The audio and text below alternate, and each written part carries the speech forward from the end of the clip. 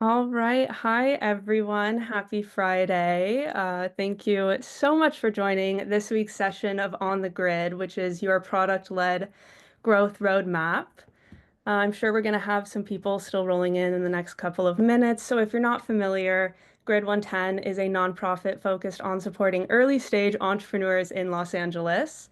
And we primarily do this by running no cost, no equity accelerator programs and providing free resources to founders whenever we possibly can. So today for this weekly event series, we have Irina with us. She's got a background in VC and also does AI due diligence at Kukuyeva Consulting. So, Irina, thank you so much for joining us today, and I will pass it over to you. Sure. Yeah. Thank you for having me.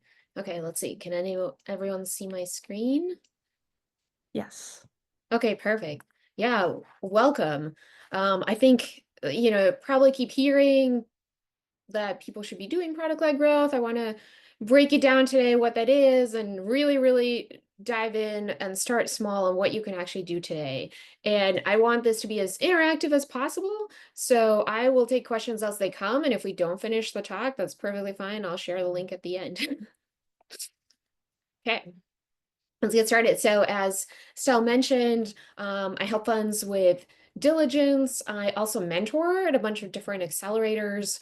I'm very industry agnostic because I've also developed algorithms in most of these industries. Arena, I just want to let you know we can see your whole desktop. I don't know if that's your intention, but um yeah, so we can see like the entire desktop. I think it's not in like Oh, okay. full. How about this? Let's see. Does that work? Okay, perfect. There we go. Oh, sorry about that. No, it's okay. I was like, oh, Thank maybe she wants us to see her whole desktop, but Oh, no worries. Yeah, no, thank you for pointing that out. no problem. Or as I joke, it's not a technical talk without technical difficulties. Oh, that's good. I'm gonna write that down. Sure. Um, no, thank you very much. So, as I mentioned, kind of worked all sorts of industries, done management consulting, and at the end of the day, our question is, well, how should we be understanding our customers? What does this all mean? So in this slide and the next one, I kind of want to define like where we want to go. And, as always, you start with a Google search of like, what is product-led growth? And there's so much stuff, but nothing's concrete. And maybe it looks like stuff happens, you get some data, you maybe pivot, and then somehow miraculously, ta-da, you get product market fit. So, as I mentioned, I feel like I haven't found one specific definition, but the closest to what I think is product-led growth is we first try to, just try to understand what is going on with our customers. And at some point, and we'll talk through all of these, this is pretty much the whole premise of the talk. At some point, our customers will figure out, oh, this is why I'm paying for the product. This is why it's solving our pain point. And then we keep doing this in a way that is automated. And then you're able to actually get more users, get them more engaged, and make more money from that. So that's kind of where we want to go by the end of this. And feel free to stop me again at any time. And if there's questions, and also if you feel like we didn't get there. So that's kind of where we want to go. I also wanted to, we've probably seen, I want to, in the next 3 slides, just cover examples of, where that's happened. And I'm sure we all know about Instagram, right? They pivoted because they realized, oh, there's actually one thing that was the most popular. Great, let's pivot the whole product and then grow from there. And then the same thing with Slack. It was it was a video game that became the most interesting feature was the chat, and they rolled it out. The other one, which you probably are familiar about also, is Spotify. And the reason why they're doing 3 months for a low rate is because that's how long it takes to learn about your preferences so they can make better recommendations. So, if they had charged you from the beginning, you might have not gotten enough buy-in to say, well, you don't actually understand what's going on. So there's different ways to use product-led growth to figure out what is actually happening with your customers. Okay, so I feel like it's also better to always come up with a few examples. So rather than me talking at you, maybe if you want to put in the chat, what should be some of our industries? And then we'll talk through all of this to figure out how we can do some product-led growth throughout the talk. So anyone has, and it's better if they're also completely different. So anyone want to share any industries? Oh, EdTech. Okay, great. Anything else? Oops. Let's see. Nonprofit.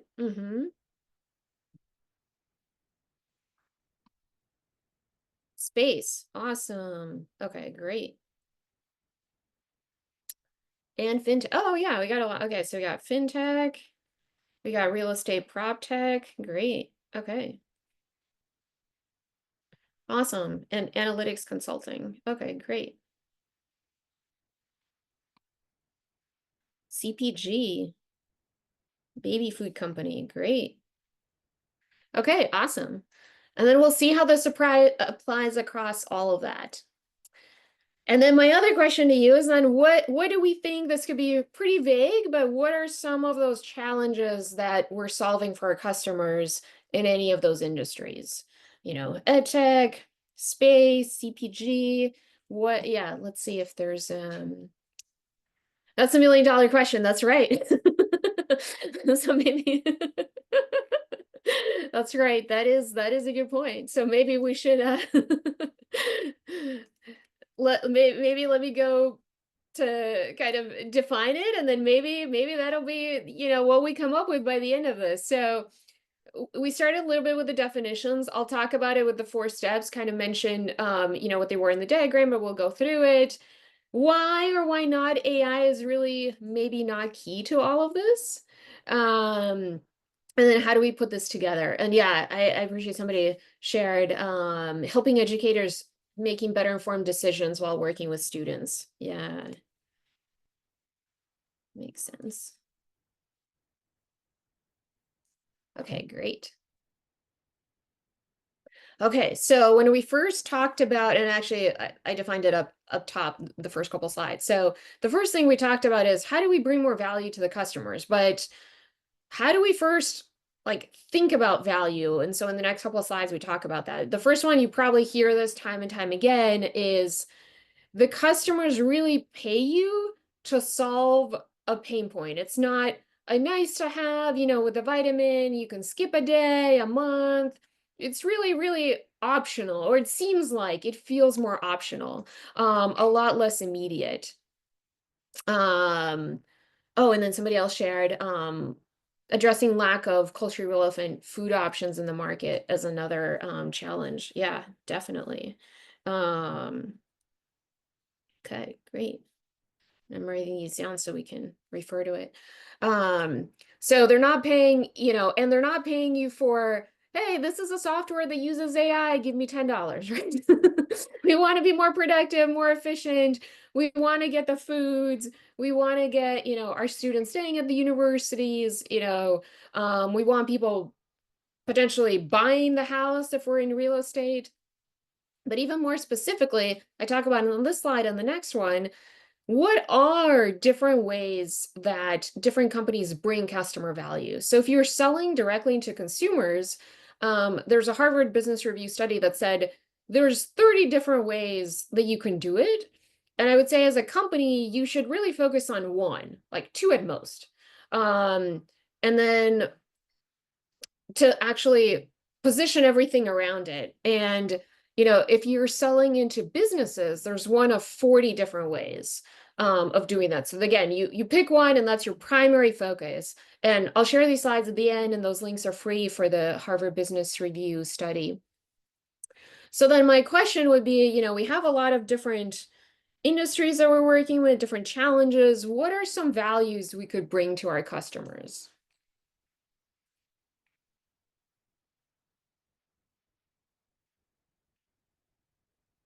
So let me bring up that slide, maybe the previous 2 slides. So we have the direct, so maybe let's say we are doing, I guess we have a combination, direct to consumer and B2B. So actually, let me go to B2B because most companies seem to be, you know, we're selling into businesses. A lot of them are actually very similar. What is something that we could be bringing to our customers? So let's say if we're in, or actually, let me go back. Direct to consumer, we are in EdTech. What would be one example, for instance? So let me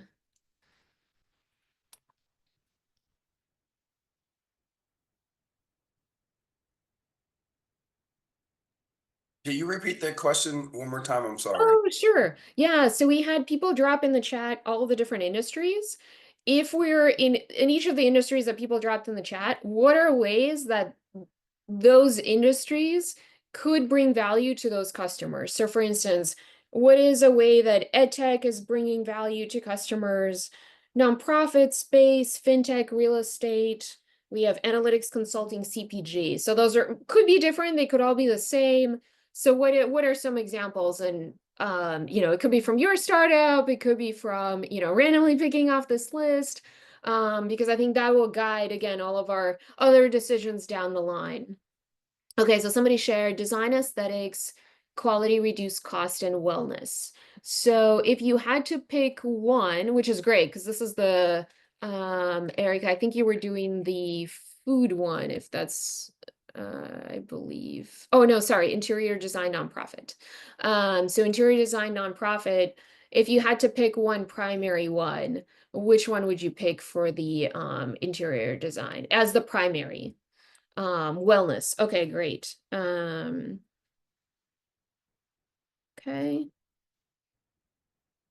Wellness. And then for EdTech, somebody said shorter teacher prep time, higher learner retention. Yeah,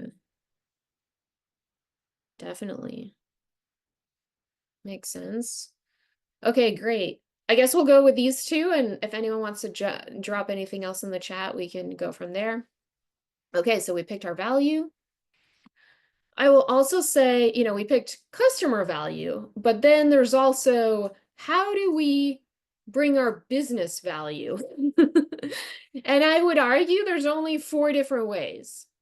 We can increase revenue, increase efficiency, which might also increase revenue, or cut costs. It could reduce risk. So for instance, reducing risk of a cyber attack, or reducing risk of, let's say, maybe it's our students dropping out, or add risk for dropping out, and then improving quality.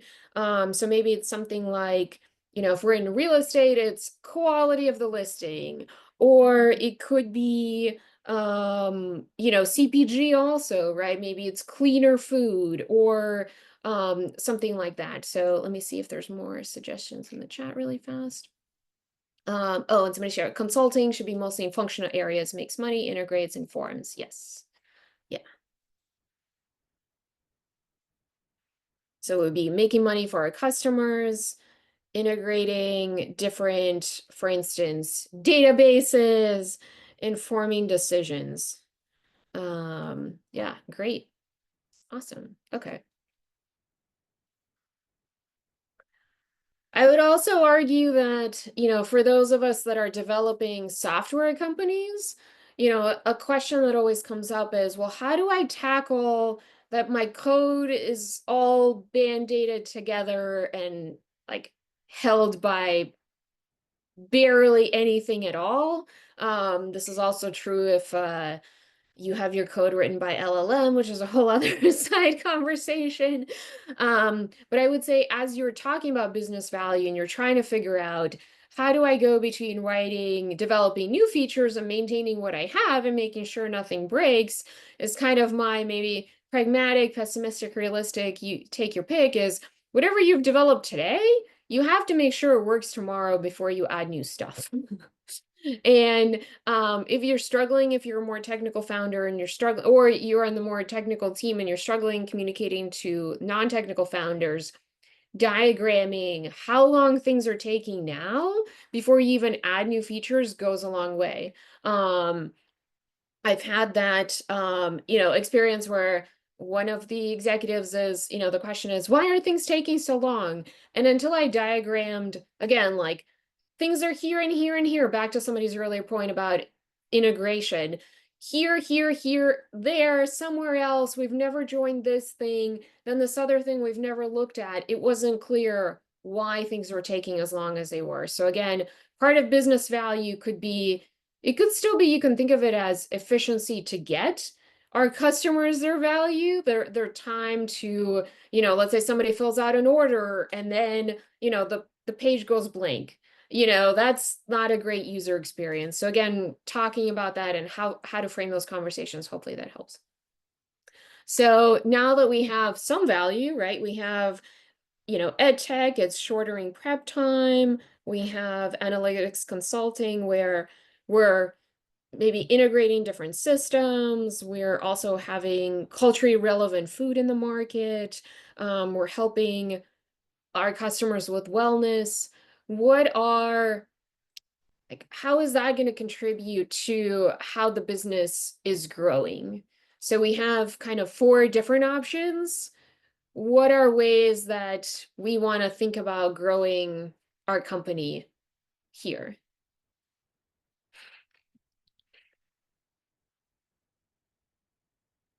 And that's okay if the answer is always like, we just want to make more money. Revenue and efficiency. Okay, great. Yeah. Revenue. I would say revenue. Yeah. Okay.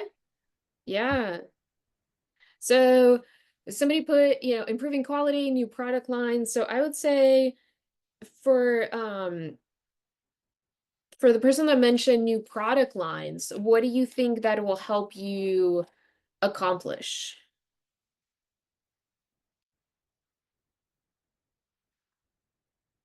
Long-term roadmap, and then what will that help you do in the business? So for, what will the because the roadmap is kind of right, the steps you're going to take, but what is the almost like the end goal for the roadmap?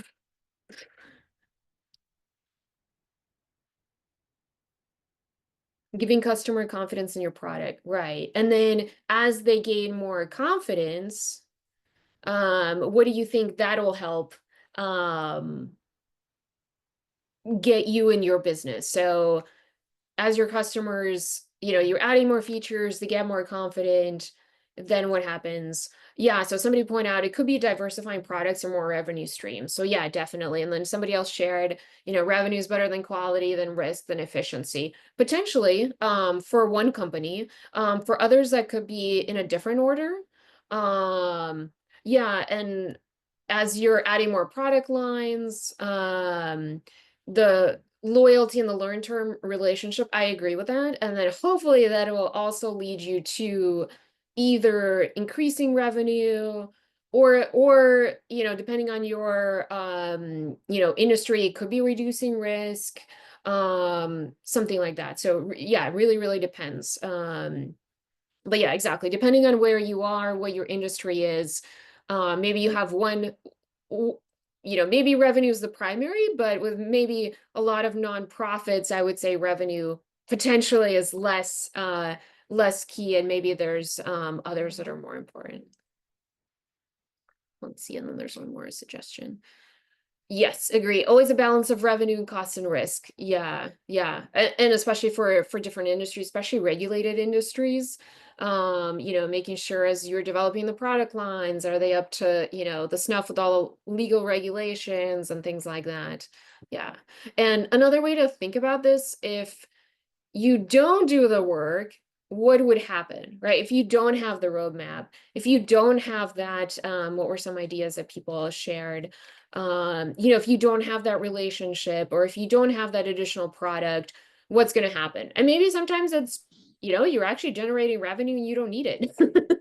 And it's going to be more risky to launch another product because you haven't finished rolling out the first one. Or maybe you realize, actually, we've saturated the market and we do need that additional product. So kind of hopefully that helps you also think about, before you're developing something, like where does this go into? One thing that I see often is, it's like cool tech versus why we need it. In terms of, okay, let's build a super cool feature, but then you realize, wait, we're just gonna spend like 6 months developing it and we don't even know if anyone will like it. And we'll talk more about like how to track that as well. Okay, let me go to the next slide. Okay. So then somebody did mention the product roadmap, actually. So then I would argue, because we have specific now end goals we want to get to, so our revenue, reducing risk, or efficiency, we only, but feel free to disagree with me in the chat or add anything else. Our product roadmap should only focus on 4 things. Typically, we get more customers, we convert the ones that we get into a higher tier so that they pay us more. So either it's a freemium to paid, or they pay and maybe they pay more. You retain who you have, or you expand the customer base. So for instance, it's, in our ed tech, maybe it's how do we get new teachers? We want to train them more, but also how do we shorten that time? How do we get them, I don't know if, let's say it's like 6 months of training versus 3 months. How do we, and depending on what probably where they're teaching, what the subject matter is and things like that. And then retention. I'm sure we all read about, right? Like retaining teachers is so hard. Like, what do we need to do? What does that mean? Are there ways that potentially they could be teaching multiple courses outside of their core expertise, right? Like that's a way to upsell them. But again, just really, really depends on how we're training them and what we're doing. For the nonprofit, we talked about wellness. So it's how do we get more customers, but also maybe there's a freemium tier, again, who's converting into now they want, and let's say, there's consulting services or there's self-serve. What does that look like? And why would somebody stick around? And let me see. Oh, and somebody shared, this is our biggest struggle right now. Backlog's enormous, constantly balancing retention, unlocking new customer cohorts, prop tech. Yeah, thank you for sharing that. So hopefully, and hopefully by, I don't want to say the end of the talk, but maybe 3/4 of the way, that helps you provide an answer. But please, if it's not, feel free to ask more questions. But I have a that's, question for you. yeah, sure. I think this is a really interesting time. We work with a lot of founders who have essentially, for oversimplification, a double-sided marketplace, right? And so as you think about product roadmap, how do you typically work with founders in developing a product roadmap when you have a double-sided marketplace and you have 2 different, right? So say we're in ed tech, we're dealing with educators on one side and learners on another side, right? So my product roadmap, I may roll something out for the educators, but that also impacts something for the learners, right? Yes. Like the overall experience for the learners. So how should we be thinking about product roadmap when you have multiple Yeah. Yeah, definitely. users? And I swear I didn't pay you to say that. So that is on the next slide. So I will say, what we're gonna do is identify and reduce those points of friction. And the way that we're gonna do it is this, and I'll walk you through it. So this is actually Phil Libin of Evernote, had this talk from 2 or 3 years ago. And his point being, every company can be summarized by 14 different types of activities that people are doing. So you get your new users, your first time, they do some stuff, maybe you upsell them.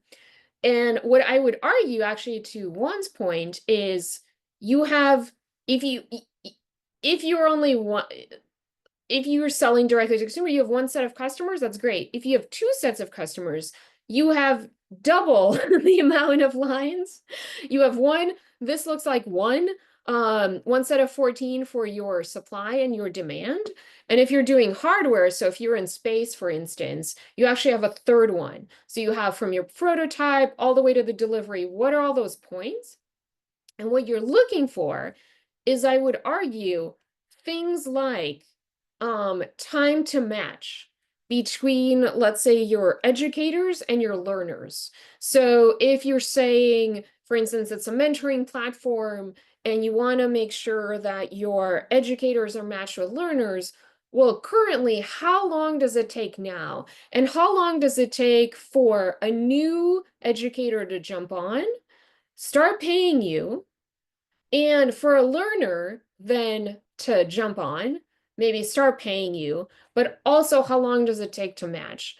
Does it take 3 weeks? Does it take 6 months? What, or maybe actually what you'll find is you may not have been able to, you don't even have data on this, for better or for worse, but being able to track those things. So all of these things could be a number. So you can say first time users to high value. So let's say they, downloaded the app, or, somebody shared, let me go back.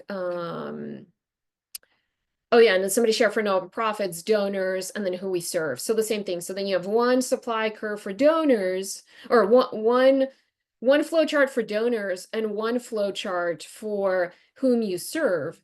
And so your donors could be, for instance, okay, who signed up to the list, to then who actually gave you, let's say, $100, to then who made a big donation and became like a gold sponsor, and who came back and did it again.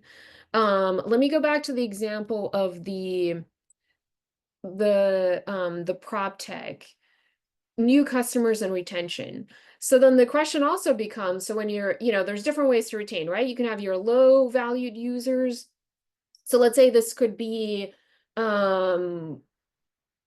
potentially somebody paid, for your app to look at listings. And I'm, kind of making it up. So if somebody wants to share more details, feel free. So maybe they're paying like $9.99 and they're checking listings every day, but your high value becomes, well, I bought a house. And then I also referred it to my friend and they bought a house. And I think then the question becomes, okay, well, how often does somebody buy a house? Is it every 2 years, every 5 years? Is it who they referred? How do you track it? But being able to actually see what that looks like. And because we have, the outcomes that we talked about, the revenue or the quality, you can also say, okay, from first-time users to high value, well, what does that mean? Like, what is a high value? Is it $100? Is it 3 times your customer acquisition cost? What does that actually look like? So then that helps you figure out with,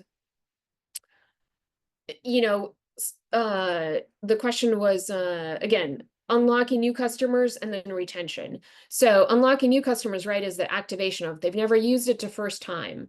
Okay, great. How many went on to become high value?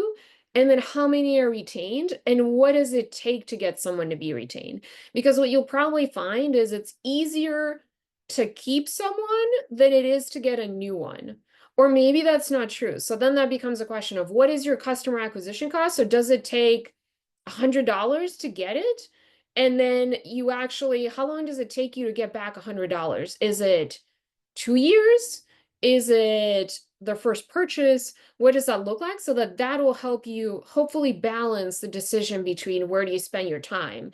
Because if you spend, and I see this a lot, understandably, in pitch decks, where they're, okay, we're fundraising, but 3/4 of that is going to go on to advertising because we want to get our first users, the first time users.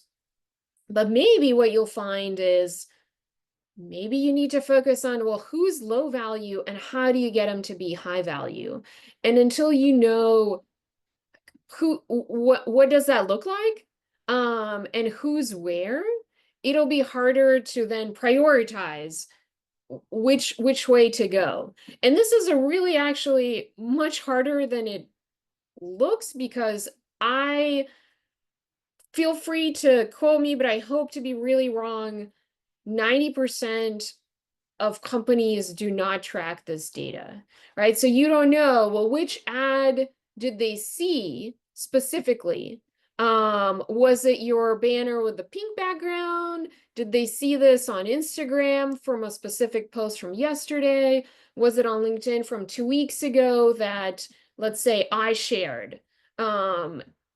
Most companies don't track that level of granularity, to even know, okay, great, actually LinkedIn was the best channel for us. Let's forget about everything else. And then who actually came from where?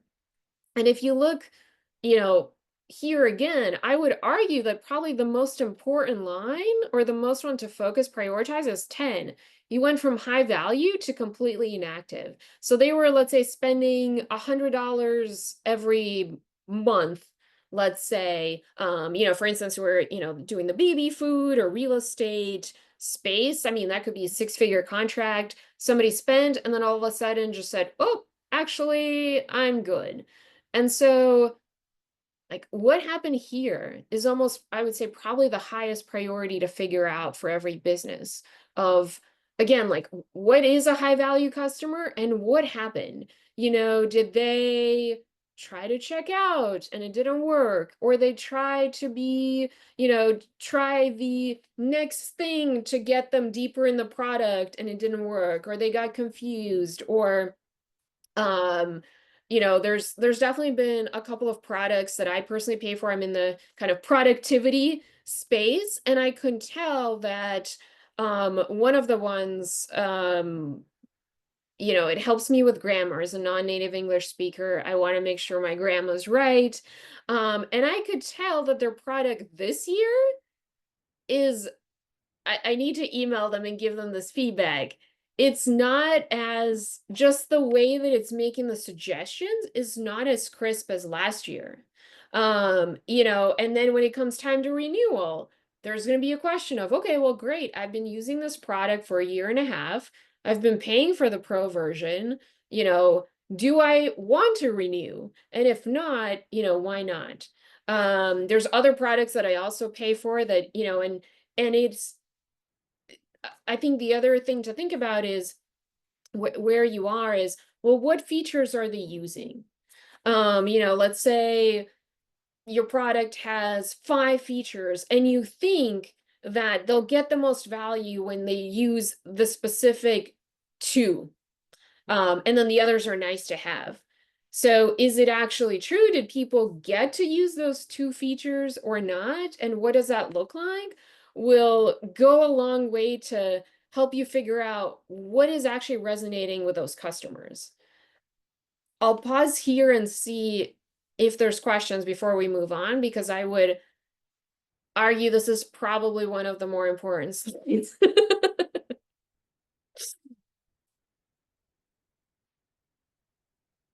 And Juan, does that help answer the question? And if for anyone else too, if there's any questions, please let me know. Definitely helps to answer the question. But it definitely makes me have to go back to. So I guess one of my questions is, I think oftentimes when working with entrepreneurs, they see this as a linear process. So it's like, I've gone through this, I've done this. So now we move on to the next, to the next, and we never, so how often do I need to come back to this framework? And like, what are the inflection points from that pushes me back to this framework? Because I think that's the other, it's like, yeah, we did this earlier in the business, but we haven't done this or used this or leveraged this framework in a very long time. So what are some of those inflection points that will push us back to this? Yeah. So that is a really good question. I would argue, and I'm happy to disagree, be, you know, contradicted. Every time you think you need to make a new thing, because that will help you figure out, is it worth the opportunity cost?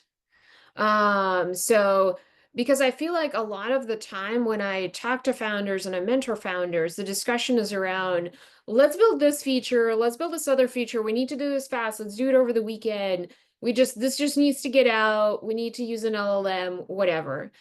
But the question becomes, well, why? Why do we need to use this feature? Why do we need it? How will it help us? Going back to the earlier question of, how will it help us get here?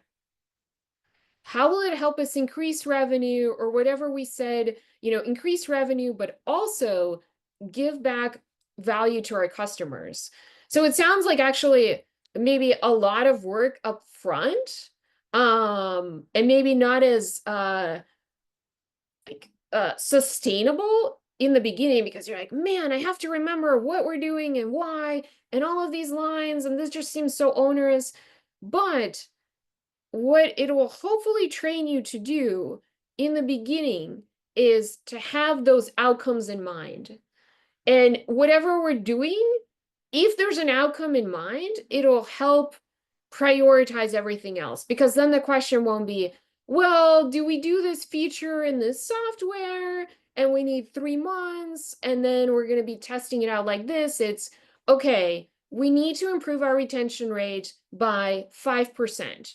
We're going to tackle let's say our low valued users, and we're going to define them by somebody that pays us $10 a month and who's actually dropped within the last 6 months. And then everything else kind of falls from there, rather than talking about the tech. So I found that this is again, and I'm happy to be contradicted, but I found framing it outcomes first gets all of the stakeholders on the same and non-technical kind of mindset together, rather than, again, like, is it 3 months versus 4? Is it this tech stack versus this other one? And then it's in the weeds versus, okay, this is where we want to go. And maybe it doesn't matter what the tech stack is, as long as this is what we're doing. And then it's clearer to evaluate whatever we've developed. Did it get us to a 5% reduction in churn? Or actually, what did I say, 5% retention? Did we get a 5% more retention? And if not, why not? So that informs the next decision. Okay, great, we couldn't even get 5%. Well, forget about 10, then maybe we need new customers.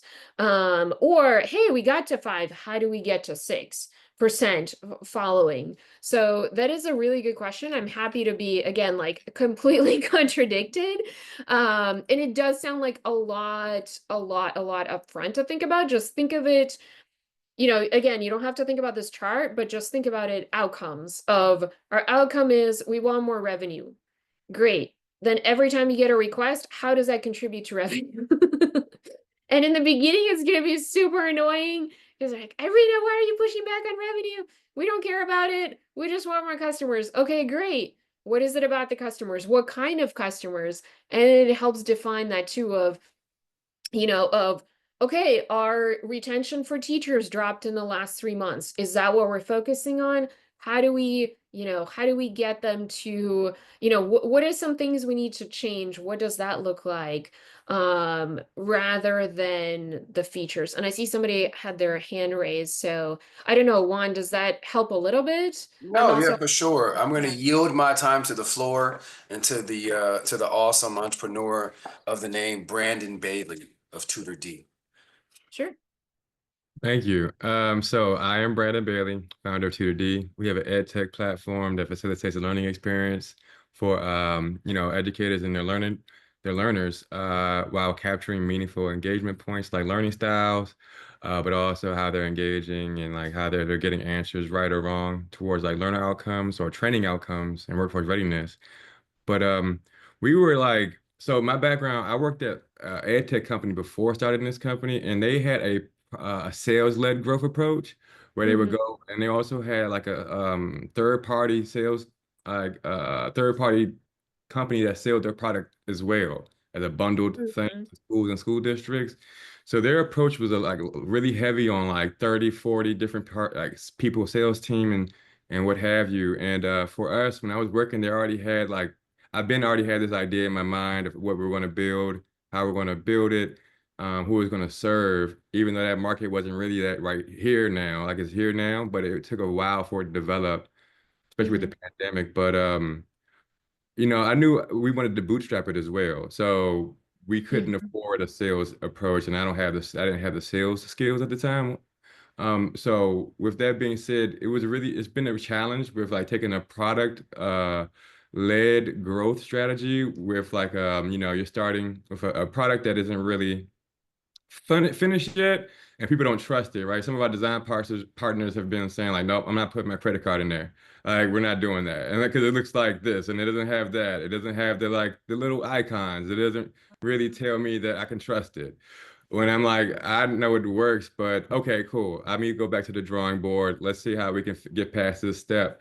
And those kind of things are detractors for someone going through this like process right here you got of the Mm-hmm. activation and whatever, and really getting the feedback that we've been trying to get or de-risking this.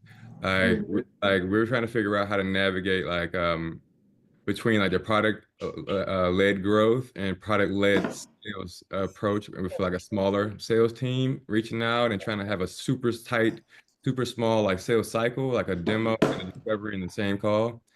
And then like giving them a free trial, and then if they come on board, great. If they don't, great. But we really want to close the gap really fast instead of having long sales cycles.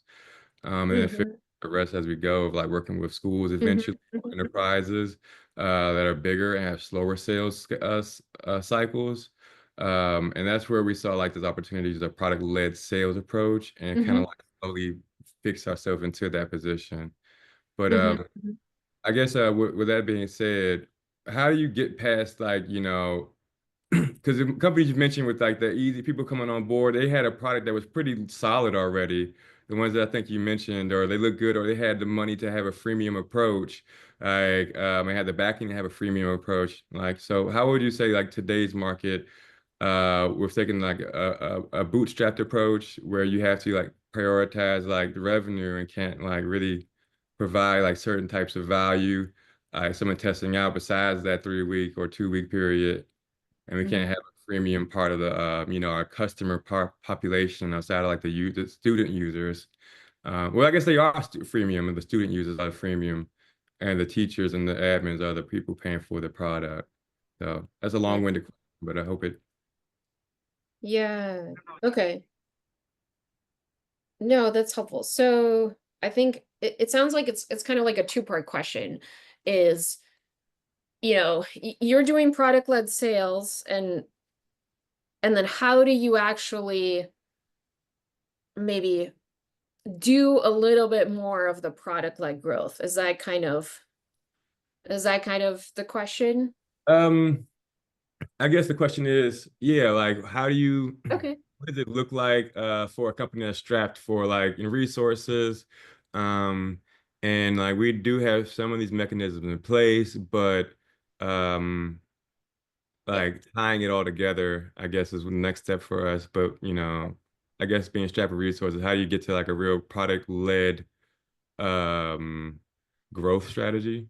Arena, because I think oftentimes founders because I can relate to him. I think oftentimes founders are thinking, "Hey, we are bootstrapped. We'll provide more value when we can do more, but we can't really do product-led growth because our product is not where we want it to be. Yeah. You know, our Yeah. product is not where we want to be. So how do we lead with a product-led growth strategy with Yeah. an MVP, Yeah. right? Where you're not providing as much value probably in the earlier stages as you probably would have hoped. So that is a good question. So kind of like three-part answer. I would argue you're still providing value because otherwise somebody wouldn't have signed to the MVP. So one part would be still figuring out, are you able to track just even your customer activity? And then I'm gonna skip to the end, kind of to share links on product-led sales because it is a little different. Or I'll share the links at the end, but basically for those that don't know, so here it's things are automated, or the big crux of product-led growth, it's supposed to be automated of, you know, you get little, you know, maybe it's after a certain amount of time, maybe there's a trigger that says, hey, have you considered this feature? It could help you, you know, become more efficient or save you 3 hours, like pay to learn more, or pay to, you know, or you try the feature for a little bit for free and then stick around and then you pay us a little more. So that's kind of the automated makes it the product-led growth. The sales means there's actually a person that's calling and doing the expansion for all of these, or maybe the resurrection here of, you know, they're inactive, somebody calls and then does the expansion. So I would say the first thing is just being able to track what they're doing, because I feel like a lot of the time you don't know, right? What was it, you know, why did somebody buy the MVP? What were they doing when they got to the MVP? Because that will tell you already what are they using? Because maybe you think maybe your MVP probably has one feature, but what you'll figure out is like, how are they actually using it? How are they, you know, you mentioned, let's see. like a small sales cycle, but how many touch points does it take? And who do you get on the call with? And then what do they do? And how long does it take them to log in? So being able to see that will help you then try to reduce the friction, because maybe what you'll find, and again, I'm just like half making it up, but depending who your target customer is and who that admin or the teacher, maybe they want the demo before. And maybe there's a way that, you don't need to get on the sales call because maybe they work during the, like 8 to 5 and they can't schedule calls afterwards. Or you'll find there's other sources of friction that, again, if you don't track it, you won't know. You won't know that it takes maybe 5 follow-ups. And if they mention the specific word, then they realize, oh, that's my pain point. I actually need to sign up. Or maybe what you'll see is they try the demo and they realize maybe it was hard to onboard. They weren't able to upload the document, or it didn't actually do, exactly what they were thinking about. And so kind of helping understand where things went wrong and right will help you figure out, maybe, again, you're going after all the teachers and all the admins, but maybe what you find is the science teachers are the ones that really, really use your product.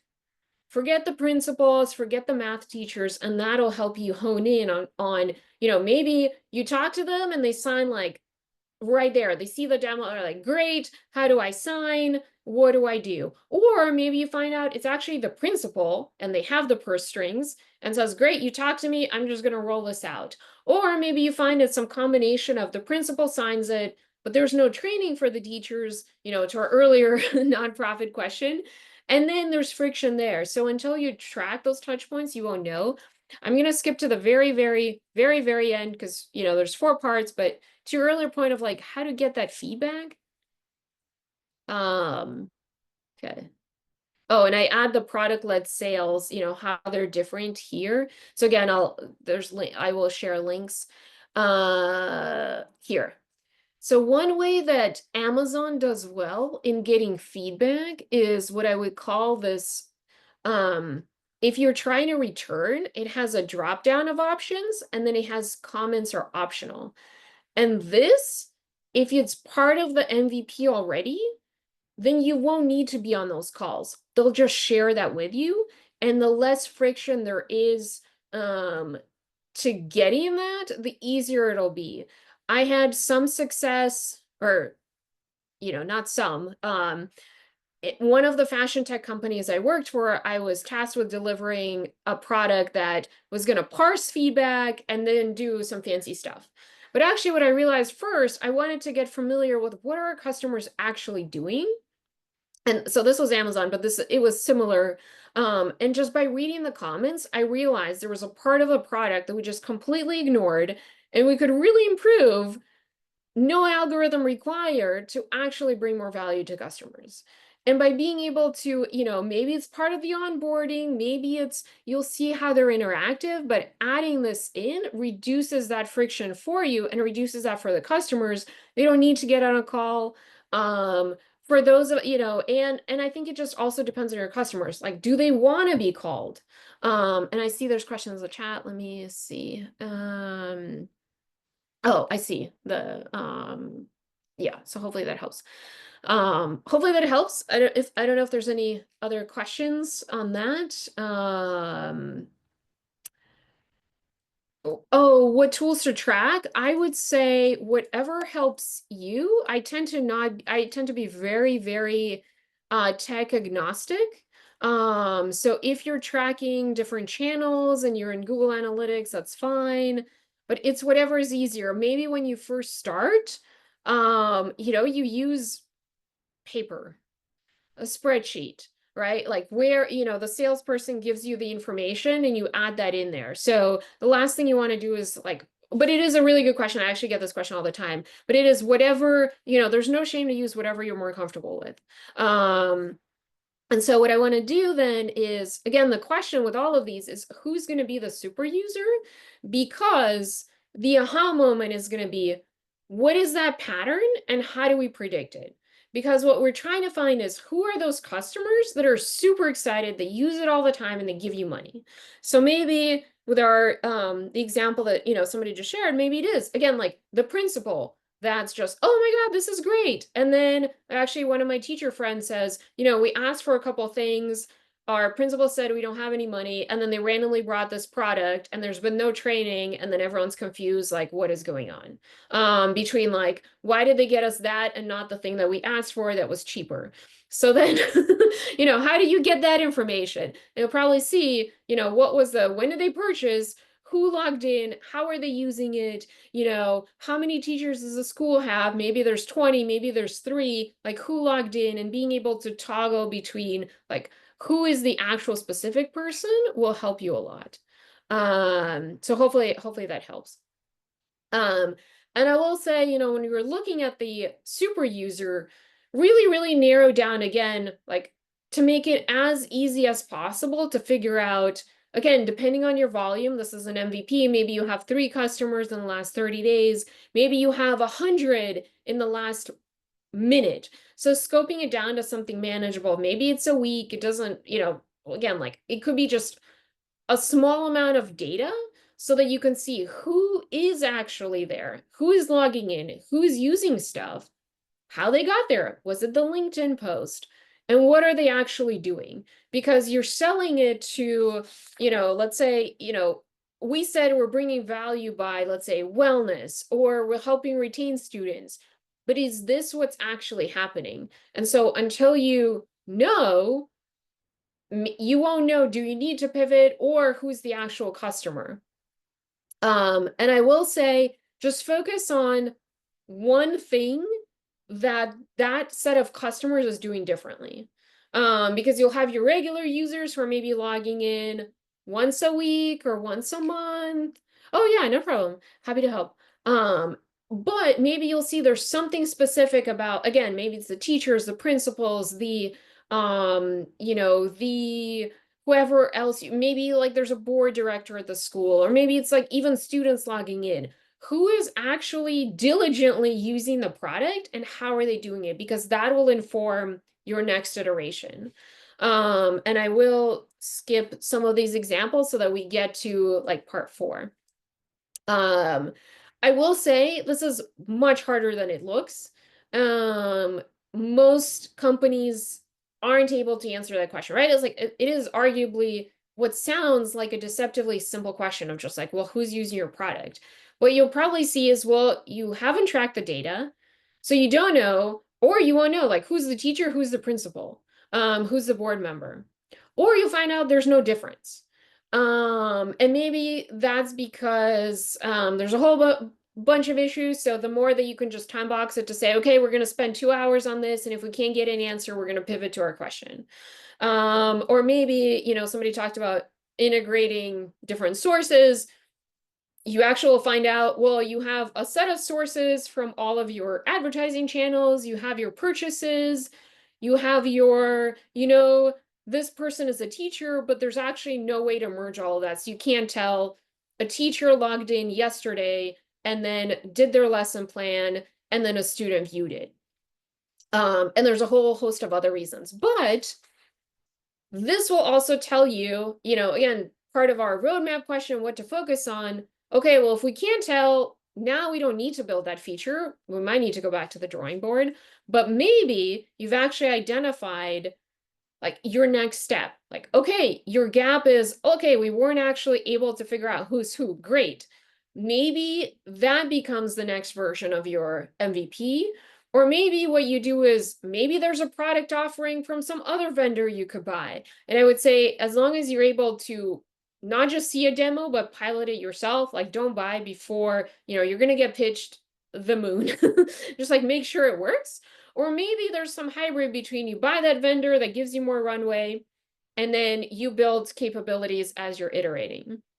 I'll skip some of the technical of, you know, you could, again, when you're working with vendors, there's agreements in place in terms of, let's say, they're helping you with whatever it is, and those guarantees are in contracts, and that's the service level agreement. So just something to think about.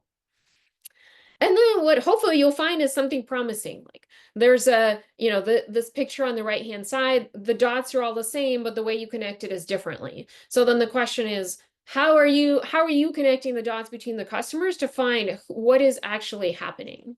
I would argue that, again, because we only found one thing that's different between our super users and everyone else, it's an if else, like your algorithm is just, if we see this, like if they started on their lesson plan within a day of downloading the app, we're going to do this. Maybe they get a sales call, right, in a product-led sales strategy. Or maybe if they haven't actually touched the product in a week and somebody's paying for it, like them or their principal, maybe then they get a call and figure out, or maybe in a product-led growth strategy, there's a pop-up that says, hey, here's our onboarding workflow. How, way to help them kind of reduce that friction of, if they've never actually played around with it, they won't get to the aha moment to figure out why are they actually paying. And having this if else condition, then you don't have to do too much because you already have your app or your platform, and you can just include it in there rather than having a whole set of infrastructure around things. And then again, we're doing this ideally with automation down the line. But the main goal is, again, reducing the friction to getting to those outcomes that you wanted, whether it's to bring you revenue, to help them with their lesson plan, and doing that together. And it's, we're starting with a very, very broken skateboard. We're not doing super automating yet because we don't actually know what's working yet. And again, the automation is you start with the if else and then figure out if you want to buy with a vendor or you want to go a whole like fancy infrastructure, and if you're going to be maintaining it or if you're going to be outsourcing it. Like if it's going to be core to your business. So I will say whatever you develop, you have to maintain. So if you're paying somebody else, then they're on the hook for maintaining it. So that's the other decision with all of this. And I would say start small. And if you can figure out your one thing, I get a lot of questions, where startups are, okay, how do we outsource our, whatever, the algorithm, the digital strategy, and then my question is, well, are you able to track what is happening where? Because if you can, that will drive that. And then you own the data. At the end of the day, whatever you do, just make sure you own the data, because that will help you figure out what's actually working with the business and not. I will skip this. I will skip the, I would argue again that the moat for your business is not algorithms, it's your experience and then figuring out what's resonating with your customers. And that will help you to get to product market fit. As you're iterating, as you're finding, what are the super users? How do we get more super users? Maybe you'll find there's, they use 3 of the features. So after somebody uses one, maybe you nudge them to use a second one, or you nudge them to use a third one, or, your MVP has one, maybe it's the nudging to, okay, how do we get to your first activity? How do we get to your second activity? How does the third activity tie into the other 2 to have that experience be what's actually resonating? And so when you're doing that, then you're going to be skipping. You don't need fancy models. You're going to get pitched all the time. You're going to be getting customers. And then I see this a lot, is developing features for things that nobody uses, because you'll know, okay, actually our most popular feature is this. Now we can build on top of it. Not, let's build this cool thing. Then my question becomes, well, how many people use the thing it depends on? And then it's like 2 people. And then we just lost, if we didn't look at that, we would have lost runway developing that when it wasn't actually core to the business. So in summary, I would say what should be the process is somebody who's data curious, it's probably you, that's why you're in this talk. We'll look at what are the things that we really care about from our customers. Is it retention? Is it churn? What does that look like? Pick one and then see which of the lines, and again, if you're supply and demand, you have 2 and you actually have the match rate and time between to figure out what is that line you're actually optimizing. And then see what is actually happening to the customers that get to that workflow in your product. Like that is, I would say this slide is probably the key to all of that. Let's see. And somebody said design partners are speaking to our aspirational, use certain words and challenge it. Oh, so it's challenging putting it all together. Yeah, so it could be, again, tracking maybe those comments, like what are the things they're using? Because maybe what you'll find is just changing the words that you use to their words helps them get more buy-in. Yeah, my pleasure. Okay. So then to recap, our product roadmap will then tie into both the customer and the business outcomes, like what value we're bringing, how, for instance, we're giving them value. And then we're doing a really, really small test to see, is there a one thing differing between those customers that we can actually improve that retention to make more money? And then you're testing it out and then figuring out if it went great, and if not, what needs to happen differently, or what can we do differently next time? And if you're stuck, I've created this Mad Lib. It was originally for data scientists, but I've actually seen I've gotten good feedback from product and engineering on how you uncover the business question, and basically walks through like everything that we just talked about, from the company goals to the levers to how do you scope, and to the question of, again, when should you be doing this? Again, start practicing with this with every question, but you'll find there's certain key things as you communicate and collaborate with your stakeholder that you'll figure out what are the things you need to know from them, because some will be really good about, if you ever collaborated with COOs or finance, you'll know the top company goals, what the priority is, you'll know what the revenue targets are trying to hit, versus some other, teams will be a little bit more fuzzy, and asking those questions will help you figure out what and get on the same page about end goals.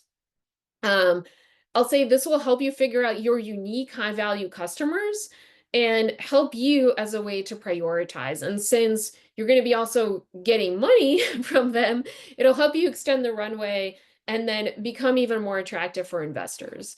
I will skip all of this and say, hey, hopefully now you have product-led growth in your product, and then tomorrow you start on the next iteration. And I'll say, here's the link to all of the slides. And I know we just hit time, so yeah, my pleasure. Let me know if there's any questions. I'm happy to stick around.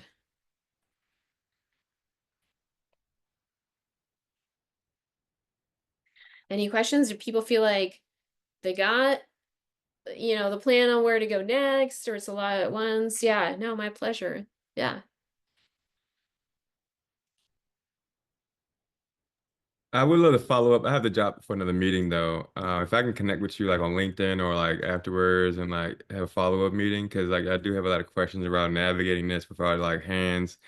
I would limit the resources and getting the feedback we're getting and how to take which step next. Like we got some good ideas and leads and getting a lot of good feedback from our design partners, and making, putting together to the next steps. But yeah, like the measuring stuff and that little 1 through 14 different things step where a Yeah. customer did, that was really, really helpful. So thank No, you. my pleasure. Yeah, and feel free, here's a link, how to learn more from me. Yeah, questions are welcome.